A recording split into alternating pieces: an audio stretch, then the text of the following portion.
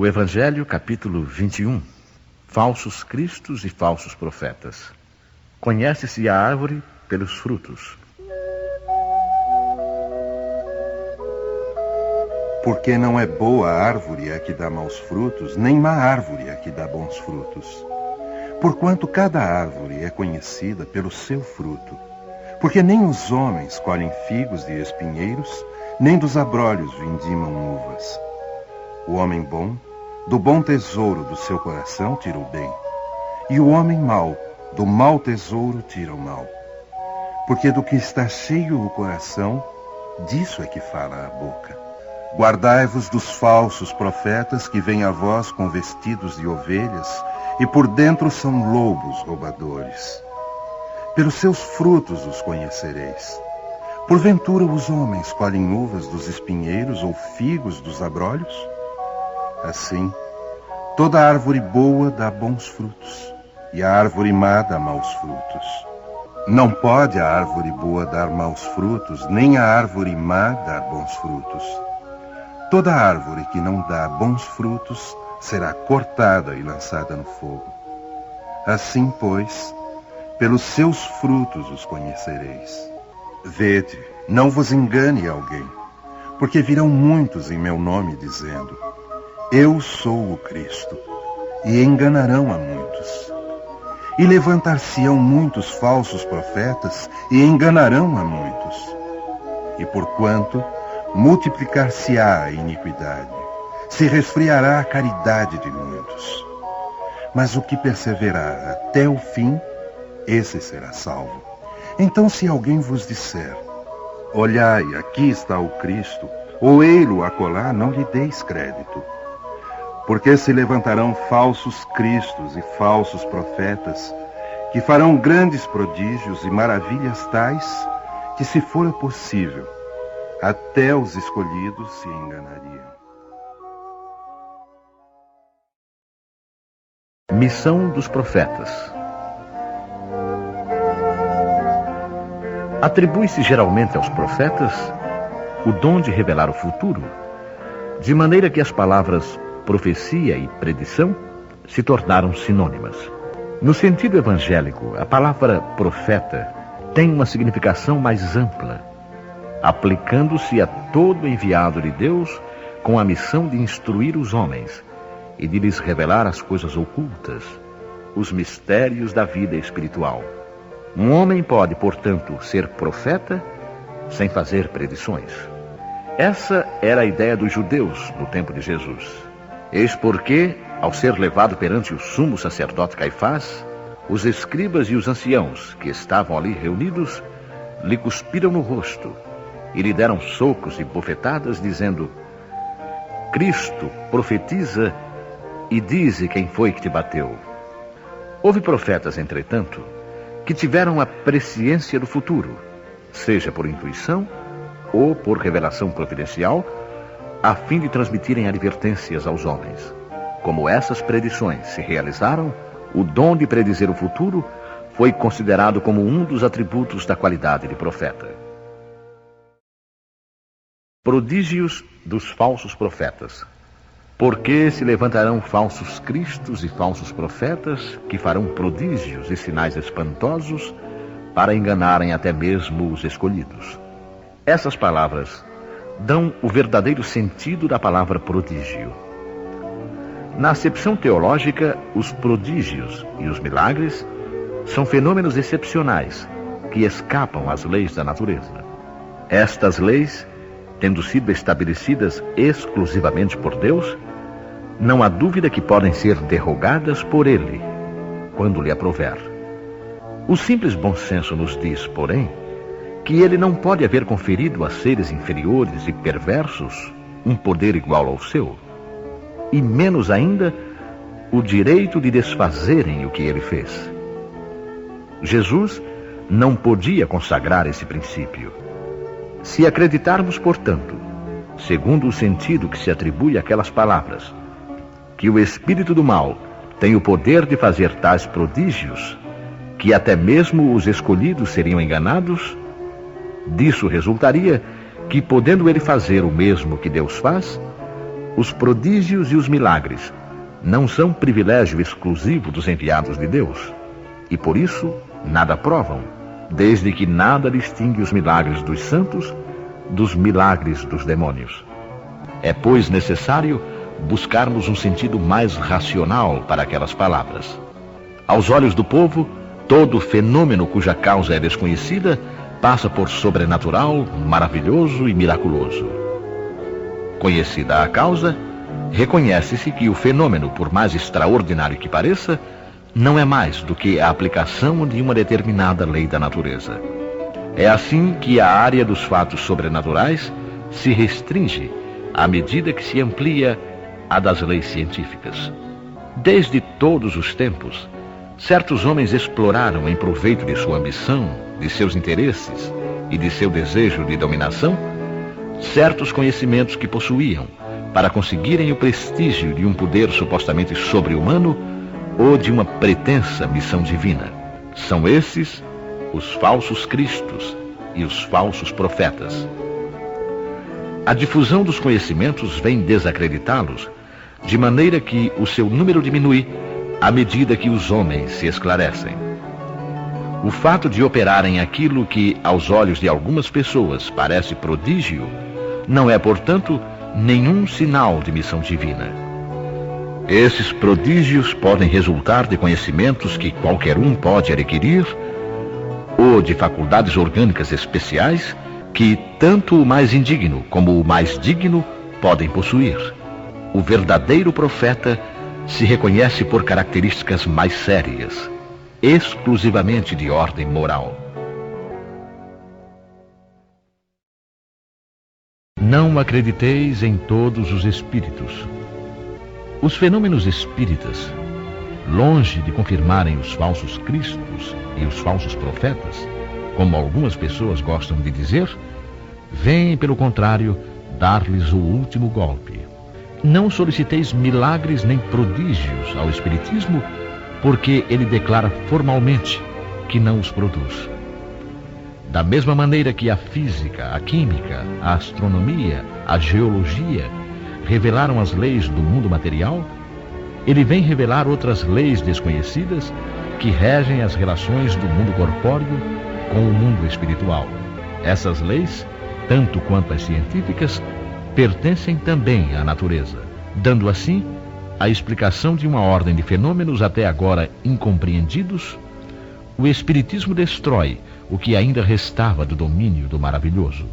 Como se vê, os que fossem tentados a explorar esses fenômenos em proveito próprio, fazendo-se passar por enviados de Deus, não poderiam abusar por muito tempo da credulidade alheia e bem logo seriam desmascarados. Aliás, como já ficou dito, esses fenômenos nada provam por si mesmos. A missão se prova por efeitos morais que nem todos podem produzir. Esse é um dos resultados do desenvolvimento da ciência espírita que, pesquisando a causa de certos fenômenos, levanta o véu de muitos mistérios. Os que preferem a obscuridade à luz são os únicos interessados em combatê-la. Mas a verdade é como o sol. Dissipa os mais densos nevoeiros. O Espiritismo vem revelar outra categoria de falsos cristos e de falsos profetas, bem mais perigosa, e que não se encontra entre os homens, mas entre os desencarnados. É a dos espíritos enganadores, hipócritas, orgulhosos e pseudo-sábios que passaram da terra para a erraticidade e se disfarçam com nomes veneráveis para procurar, através da máscara que usam, tornar aceitáveis as suas ideias, frequentemente as mais bizarras e absurdas. Antes que as relações mediúnicas fossem conhecidas, eles exerciam a sua ação de maneira mais ostensiva, pela inspiração, pela mediunidade inconsciente, auditiva ou de incorporação. O número dos que, em diversas épocas, mas sobretudo nos últimos tempos, se apresentaram como alguns dos antigos profetas, como o Cristo, como Maria, sua mãe, e até mesmo como Deus, é considerável. São João nos põe em guarda contra eles quando adverte: meus bem-amados, não acrediteis em todos os espíritos, mas provai se os espíritos são de Deus, porque muitos falsos profetas se têm levantado no mundo. O Espiritismo nos oferece os meios de experimentá-los ao indicar as características pelas quais se reconhecem os bons espíritos, características sempre morais e jamais materiais. É sobretudo ao discernimento dos bons e dos maus espíritos que podemos aplicar as palavras de Jesus: reconhece-se a árvore pelos seus frutos. Uma boa árvore não pode dar maus frutos, e uma árvore má não pode dar bons frutos. Julgam-se os espíritos pela qualidade de suas obras, como a árvore pela qualidade de seus frutos. Se alguém vos disser: o Cristo está ali, não o procureis, mas, ao contrário, ponde-vos em guarda, porque são numerosos os falsos profetas. Então, não vedes quando as folhas da figueira começam a embranquecer? Não vedes os numerosos rebentos ansiando pela época da floração? E o Cristo não vos disse: conhece-se a árvore pelos seus frutos? Se, pois, os frutos são amargos, considerais a árvore má. Mas, se são doces e saudáveis, dizeis: nada tão puro poderia sair de um tronco mau. É assim, meus irmãos, que deveis julgar. São as obras que devem ser examinadas. Se os que se dizem revestidos do poder divino revelam todos os sinais de semelhante missão, ou seja, se eles possuem no mais alto grau as virtudes cristãs e eternas, a caridade, o amor, a indulgência, a bondade que concilia todos os corações, e se confirmando as palavras lhes juntam os atos, então podereis dizer: estes são realmente os enviados de Deus. Mas desconfiai das palavras melífluas, desconfiai dos escribas e dos fariseus que pregam nas praças públicas vestidos de longas vestes. Desconfiai dos que pretendem estar na posse exclusiva e única da verdade. Não, o Cristo não está lá, porque aqueles que ele envia para propagar a sua santa doutrina e regenerar o povo são sempre, a seu próprio exemplo, mansos e humildes de coração acima de tudo o mais. Os que devem, por seus exemplos e seus conselhos, salvar a humanidade que corre para a perdição e se desvia por caminhos tortuosos, serão, antes de mais nada, inteiramente modestos e humildes. Todo aquele que revela um átomo de orgulho, fugi dele como de uma lepra contagiosa que corrompe tudo o que toca. Lembrai-vos de que cada criatura traz na fronte, mas sobretudo nos atos, a marca de sua grandeza ou de sua decadência. Avançai, pois, meus queridos filhos, marchai sem vacilações, sem segundas intenções, na bendita caminhada que empreendestes. Avançai sempre, sem nenhum temor, e afastai corajosamente tudo o que poderia dificultar a vossa marcha para o objetivo eterno. Viajores, não estareis mais do que um breve tempo nas trevas e dores da prova, se vossos corações se deixarem levar por esta suave doutrina que vem revelar-vos as leis eternas, satisfazendo todas as aspirações da vossa alma diante do infinito.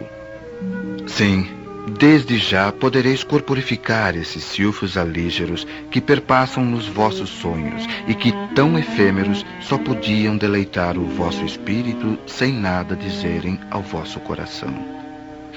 Agora, meus amigos, a morte desapareceu, cedendo lugar ao anjo radioso que conheceis, o anjo do reencontro e da reunião. Agora, vós que bem cumpristes a tarefa que o Criador vos deu, nada mais tendes a temer da sua justiça, porque ele é Pai e perdoa sempre aos seus filhos desgarrados que clamam por misericórdia. Continuai, portanto, avançai sem cessar. Que a vossa divisa seja a do progresso constante em todas as coisas, até chegardes ao termo feliz em que vos esperam, afinal, todos aqueles que vos precederam. Erasto, Paris, 1862. Desconfiai dos falsos profetas. Esta recomendação é útil em todos os tempos, mas sobretudo nos momentos de transição em que, como neste, se elabora uma transformação da humanidade. Porque nesses momentos, uma multidão de ambiciosos e farsantes se arvoram em reformadores e messias. É contra esses impostores que se deve estar em guarda. E o dever de todo homem honesto é desmascará-los. Perguntareis sem dúvida como se pode conhecê-los. E eis aqui os seus sinais. Não se confia o comando de um exército senão a um general hábil e capaz de o dirigir. Acreditais que Deus seja menos prudente que os homens? Ficais certos de que ele só confia missões importantes aos que sabem que são capazes de cumpri-las, porque as grandes missões são pesados fardos que esmagariam os carregadores demasiado fracos. Como em todas as coisas, também nisto o mestre deve saber mais do que o aluno. Para fazer avançar a humanidade, moral e intelectualmente, são necessários homens superiores em inteligência e moralidade.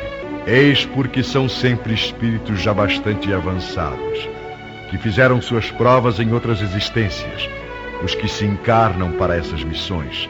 Pois se não forem superiores ao meio em que devem agir, nada poderão fazer. Assim sendo, concluireis que o verdadeiro missionário de Deus deve provar que o é pela sua superioridade, pelas suas virtudes, pela sua grandeza, pelos resultados e a influência moralizadora de suas obras. Tirai ainda esta outra consequência. Se ele estiver pelo seu caráter, pelas suas virtudes, pela sua inteligência, abaixo do papel que se arroga ou do personagem cujo nome utiliza, não passa de um farsante de baixa classe que não sabe sequer imitar o seu modelo. Outra consideração a fazer é a de que a maior parte dos verdadeiros missionários de Deus ignoram que o sejam. Realizam aquilo para que foram chamados graças ao poder do seu próprio gênio, secundados pelo poder oculto que os inspira e os dirige à sua revelia, e sem que o tivessem premeditado. Numa palavra, os verdadeiros profetas se revelam pelos seus atos e são descobertos pelos outros, enquanto os falsos profetas se apresentam por si mesmos como enviados de Deus. Os primeiros são humildes e modestos. Os segundos, orgulhosos e cheios de si, falam com arrogância e, como todos os mentirosos, parecem sempre receosos de não serem aceitos. Já se viram desses impostores apresentar-se como apóstolos do Cristo, outros como o próprio Cristo. Para a vergonha da humanidade, encontraram pessoas bastante crédulas para aceitarem as suas imposturas. Uma observação bem simples, entretanto, bastaria para abrir os olhos aos mais cegos. Se o Cristo reencarnasse na Terra, o faria com todo o seu poder e todas as suas virtudes, a menos que se admita, que seria absurdo, que ele houvesse degenerado. Ora, da mesma maneira que se tirarmos a Deus um dos seus atributos, já não teremos Deus, se tirarmos uma só das virtudes do Cristo, não mais o teremos. Esses que se apresentam como o Cristo revelam todas as suas virtudes? Eis a questão. Observai-os, sondai-lhes os pensamentos e os atos, e verificareis que lhes faltam, sobretudo, as qualidades distintivas do Cristo. A humildade e a caridade, enquanto lhes sobram as que ele não tinha. a cupidez e o orgulho. Notai ainda que neste momento existem em diversos países muitos pretensos cristos, como há também numerosos e pretensos Elias, supostos São João ou São Pedro, e que necessariamente não podem ser todos verdadeiros. Podeis estar certos de que são exploradores da credulidade, que acham cômodo viver às expensas daqueles que lhes dão ouvidos. Desconfiai, portanto, dos falsos profetas, sobretudo numa época de renovação, porque muitos impostores se apresentarão como enviados de Deus. São os que buscam uma vaidosa satisfação sobre a terra, mas podeis estar certos de que uma terrível justiça os espera. Os falsos profetas da erraticidade. Erasto, discípulo de São Paulo, 1862. Os falsos profetas não existem apenas entre os encarnados, mas também e muito mais numerosos entre os espíritos orgulhosos que, fingindo amor e caridade, semeiam a desunião e retardam o trabalho de emancipação da humanidade, impingindo-lhe os seus sistemas absurdos através dos médiuns que os servem. Esses falsos profetas, para melhor fascinar os que desejam enganar e para dar maior importância às suas teorias, disfarçam-se inescrupulosamente com nomes que os homens só pronunciam com respeito.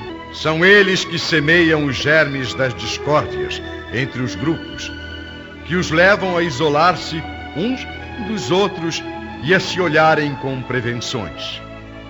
Bastaria isso para os desmascarar, porque assim agindo, eles mesmos oferecem o mais completo desmentido ao que dizem ser. Cegos, portanto, são os homens que se deixam enganar de maneira tão grosseira. Mas há ainda muitos outros meios de os reconhecer. Os espíritos da ordem a que eles dizem pertencer devem ser não somente muito bons, mas também eminentemente racionais. Pois bem, passai os seus sistemas pelo crivo da razão e do bom senso e vereis o que restará. Então, concordareis comigo em que sempre que um espírito indicar como remédio para os males da humanidade ou como meios de realizar a sua transformação medidas utópicas e impraticáveis, pueris e ridículas, ou quando formula um sistema contraditado pelas mais corriqueiras noções científicas, só pode ser um espírito ignorante e mentiroso. Por outro lado, lembrai-vos de que se a verdade nem sempre é apreciada pelos indivíduos, sempre o é pelo bom senso das massas. E isso também constitui um critério. Se dois princípios se contradizem, tereis a medida do valor intrínseco de ambos, observando qual deles encontra mais repercussão e simpatia. Com efeito, seria ilógico admitir que uma doutrina cujo número de adeptos diminui seja mais verdadeira que a outra cujo número aumenta. Deus, querendo que a verdade chegue a todos, não a confina num círculo restrito, mas a faz surgir em diferentes lugares, a fim de que por toda parte a luz se apresente ao lado das trevas. Repeli impiedosamente todos esses espíritos que se manifestam como conselheiros exclusivos, pregando a divisão e o isolamento. São quase sempre espíritos vaidosos e medíocres que tentam impor-se a pessoas fracas e crédulas, prodigalizando-lhes louvores exagerados a fim de fasciná-las e dominá-las. São geralmente espíritos sedentos de poder, que, tendo sido déspotas no lar ou na vida pública, quando vivos, ainda querem vítimas para tiranizar depois da morte. Em geral, portanto, desconfiai das comunicações que se caracterizam pelo misticismo e a extravagância, ou que prescrevem cerimônias e práticas estranhas. Há sempre, nesses casos, um motivo legítimo de desconfiança. Lembrai-vos ainda de que quando uma verdade deve ser revelada à humanidade, ela é comunicada, por assim dizer, instantaneamente a todos os grupos sérios que possuem médios sérios, e não a este ou aquele com exclusão dos outros. Ninguém é médium perfeito se estiver obsedado, e há obsessão evidente quando um médium só recebe comunicações de um determinado espírito, por mais elevado que este pretenda ser. Em consequência, todo médium e todo grupo que se julguem privilegiados em virtude de comunicações que só eles podem receber e que, além disso, se sujeitam a práticas supersticiosas, encontram-se indubitavelmente sob uma obsessão bem caracterizada.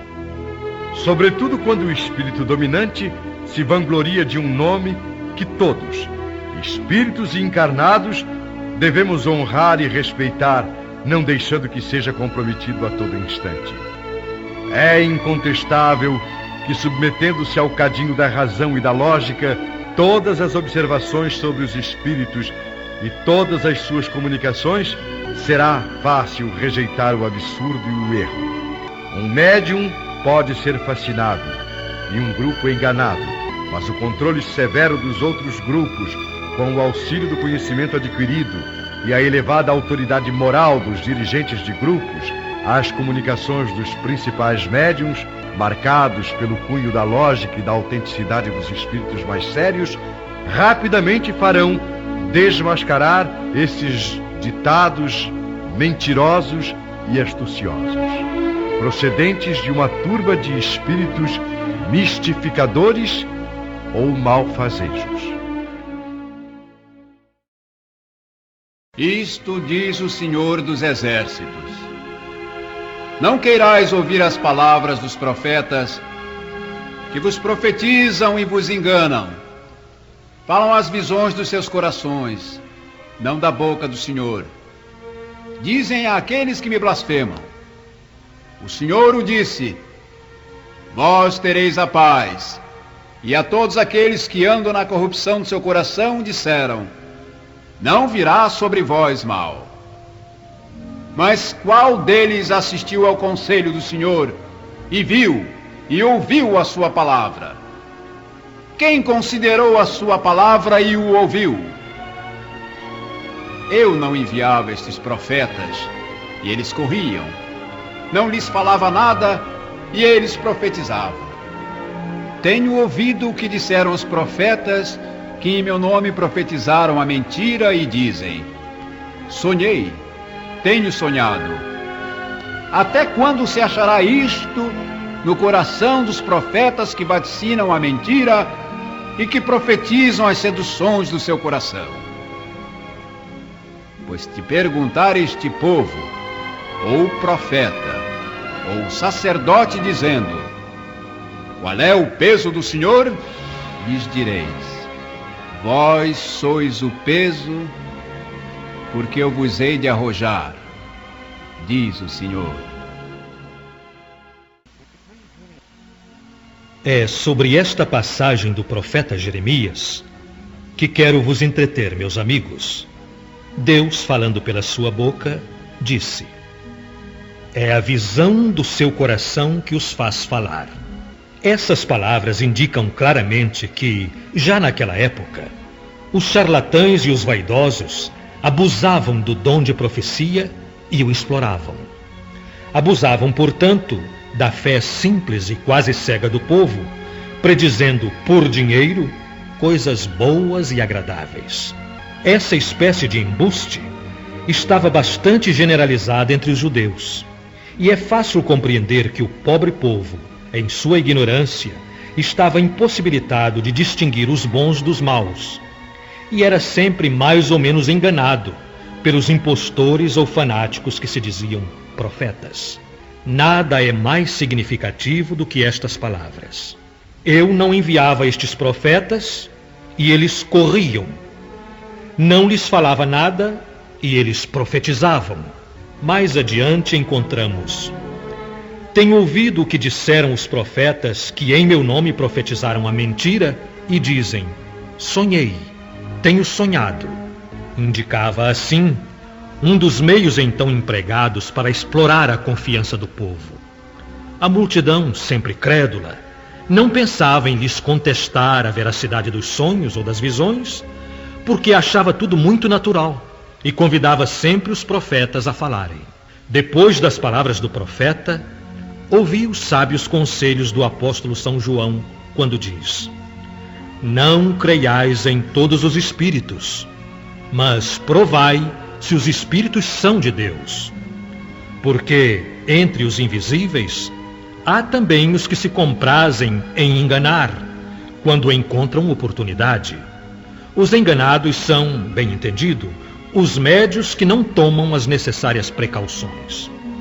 Temos nisto, sem dúvida, um dos maiores escólios, contra o qual muitos se chocam, sobretudo quando são novatos no espiritismo.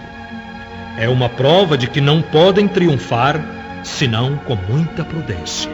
Aprendei, pois, antes de tudo, a distinguir os bons dos maus espíritos, para não vos tornardes vós mesmos em falsos profetas.